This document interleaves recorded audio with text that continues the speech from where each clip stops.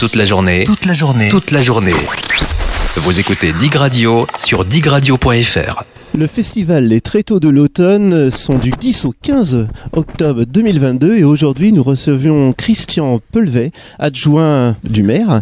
Il s'occupe de la culture, de l'animation et du jumelage et ce depuis 2014. Bonjour. Bonjour. Est-ce que vous pouvez nous parler un petit peu de ce festival et pourquoi vous avez créé ce festival ici à Clisson? Écoutez, ce festival est créé, alors donc ça va être la 8e année et donc le but c'était de regrouper des troupes d'amateurs au niveau du théâtre et de pouvoir couvrir plus large que le vignoble.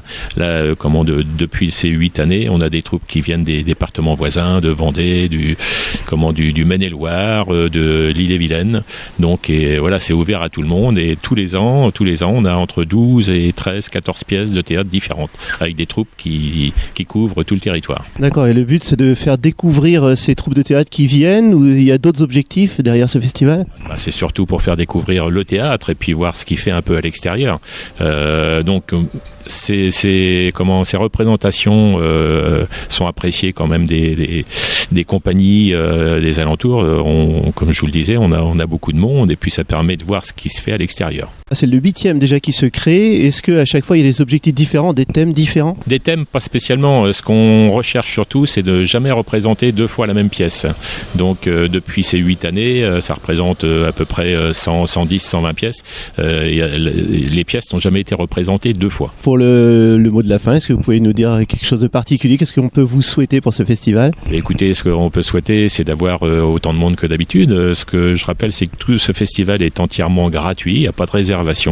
Donc les portes sont ouvertes, on reçoit tout le monde. Et puis, donc après cette semaine de festival, samedi, donc il y aura la remise des prix avec une pièce, avec de l'animation musicale.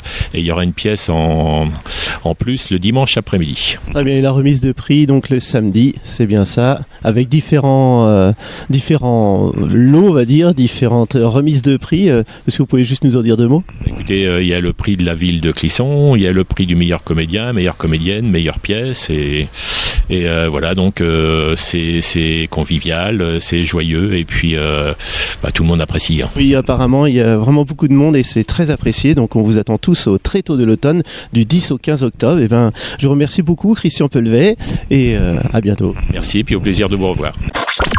Dig Radio, la radio qui vous écoute. Toujours dans le cadre des Tréteaux de l'automne du 10 au 15 octobre 2022, nous accueillons aujourd'hui Natacha Caillé qui va nous parler de son groupe de musique festive qui va accompagner les Tréteaux de l'automne, surtout pour la remise des prix, d'après ce que j'ai compris. Bonjour Natacha Caillé. Bonjour. Pouvez-vous nous parler un petit peu de votre rôle au sein des Tréteaux de l'automne? Phonem, donc le groupe dont je fais partie et qui sera présent aux Tréteaux de l'automne, va en fait effectuer une animation musicale lors de la journée du samedi après-midi soirée. C'est la journée des remises des prix. Donc nous allons proposer un set, une petite 30 minutes avant la remise des prix. Nous avons créé un jingle tout particulièrement pour ce festival de théâtre-là, cette saison-là 2022, pour la remise des prix. Et ensuite nous clôturerons donc avec la deuxième partie de notre set en musique. Voilà. Et quelle est la particularité de Phonem? Parce que d'après ce que vous m'avez dit, et puis en voyant votre mine radieuse, c'est vraiment une musique festive, comme vous me disiez. C'est ça, nous sommes 5 amateurs de musique, de mots, et nous créons donc nos textes, bien évidemment, pour nos chansons, ainsi que les musiques qui vont avec, toujours sur des airs festifs. Voilà, nous avons tout à chacun des petites formations classiques, en fait, en guitare, moi en accordéon par exemple, et du coup on part sur des airs de Madison, de rockland, de rock rapide, de rockabilly. On passe aussi par la bossa nova, la samba, voilà. On essaye d'amener ce côté festif et joyeux de la musique que nous souhaitons transmettre. Et il n'est pas rare que les gens se lèvent spontanément et fassent quelques pas de danse, en fait, lorsqu'on est en train de se produire. Et là, c'est la 8e édition donc, des Tréteaux de l'automne. C'est la première fois que vous participez à ce festival? Oui, c'est la première fois. Une heureuse rencontre avec le créateur, en fait, de ce festival de théâtre, Joël Bonnemaison, à La Roche-sur-Yon, lors d'une interview radio. Et il a demandé est-ce qu'on pouvait passer une musique qui me ferait plaisir pendant l'interview. J'ai dit, écoutez, on va passer la la mienne, une musique de phonème. Et puis voilà, on a découvert ensemble phonème et il a aimé, je pense. C'est pour ça qu'il m'a proposé que le groupe vienne de façon spontanée faire cette interlude musicale lors de la remise des prix du festival. Merci beaucoup Phonème et Natacha Caillé qui les représente. Merci à vous. Dig Radio, la radio qui vous écoute. Le festival Les Tréteaux de l'automne qui se déroulera du 10 au 15 octobre 2022 à Clisson. Nous avons la chance d'accueillir Joël Bonnemaison qui est l'organisateur de cet événement. Bonjour Joël Bonnemaison. Oui, bonjour. Oui, c'est la 8e année consécutive que va se dérouler ce spectacle à Clisson, spectacle de théâtre amateur intitulé Les Tréteaux de l'automne, ceci parce que c'est dans la saison en question, et avec, comme chaque année d'ailleurs, un certain nombre de pièces.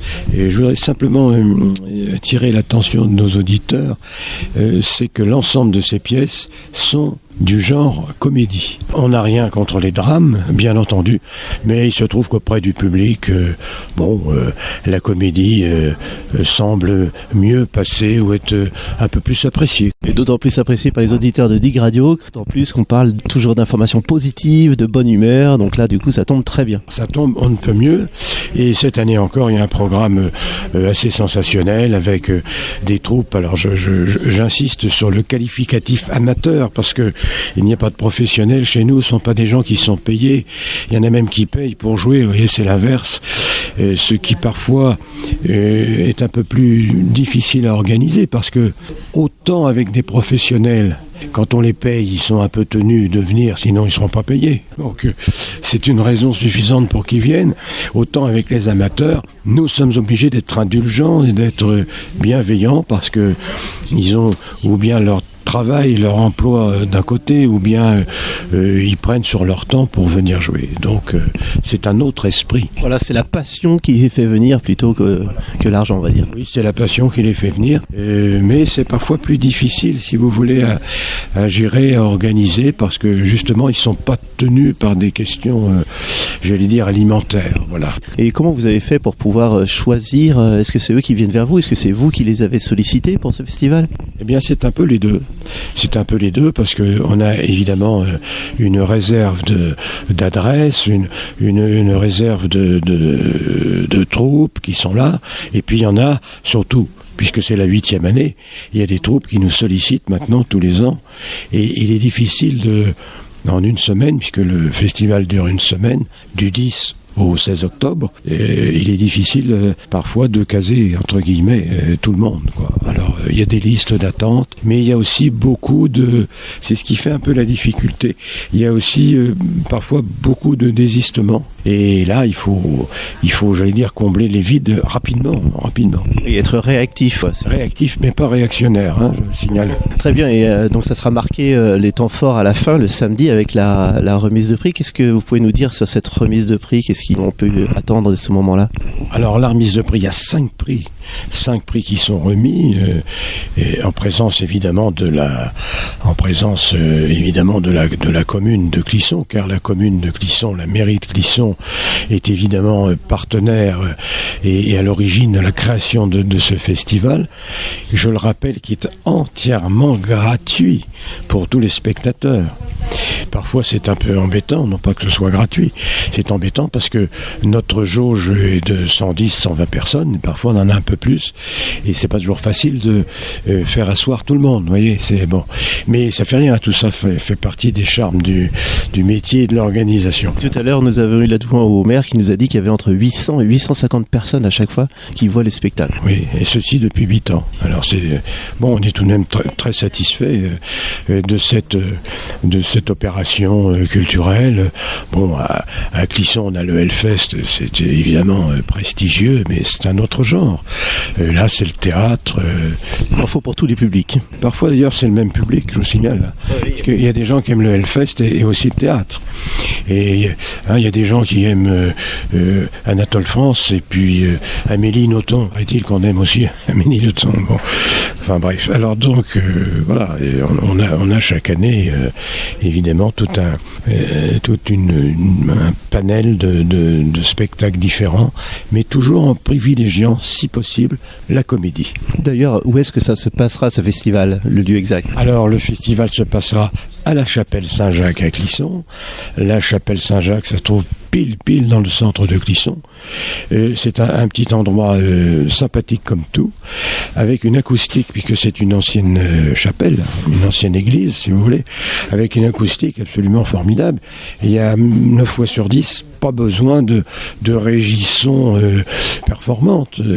La façon dont je parle là, le ton, ça passe très bien dans cet endroit.